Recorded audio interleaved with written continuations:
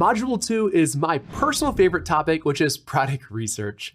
By the end of this module, you'll have a high-level overview of the product research process and why it's so important for your business. So let's dive right into it. Keep in mind that this is going to be level 1 version, and we will make more advanced product research content down the line. I want you guys to take all these basics and these steps and make them your own. This is ultimately your business. So you might be asking, what is product research? This is how you use the data and your own knowledge to determine what you ultimately want to sell. We will go over the whole process and what to look for in a good product. If you know what you're looking for already, then it'll be easier for you to pick from the data. Product research and selection is the most important step of the entire process, and I can't stress that enough.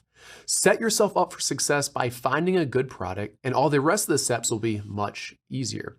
It is very difficult to choose a bad product and then outmarket or advertise your way to success. This step will, and it should, take some time. Find the middle ground between doing your due diligence and not going into analysis paralysis and overanalyzing. Let's go over what the product research process includes and what we'll be looking for in a product.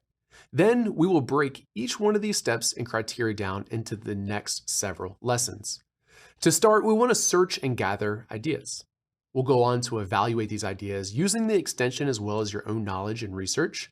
We'll add these products to our tracker to be able to look at them through a magnifying glass. We'll evaluate the data, we'll edit down the list, and then lastly, the best part is choosing which product you want to go after. You should evaluate all potential products on these criteria and then let the data lead you to which one is the right one to sell. So the three most important pieces of criteria, or the primary criteria, is 1, the demand. So how much existing demand is on Amazon for this product? 2 is the competition. Is there room for you in the market, or is the ability for you to differentiate your product? And 3 is the profitability or the margins for your product. This is where you make your money, so you want to make sure there's plenty of room for your margins. The secondary criteria that we'll be looking at is more subjective than data-driven. And some of these things are like the product specs, as in the size, weight, breakability, simplicity of it, etc.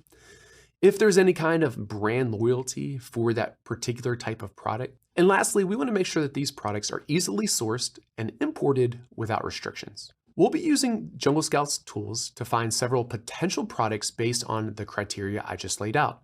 We'll then gather and analyze all the data we need to make a choice and to pick a product to source. In the next video, I'm going to go a little bit in depth on how we use one of these tools, and then we'll get into the 3 videos around demand, competition, and your profitability. I'll see you in there.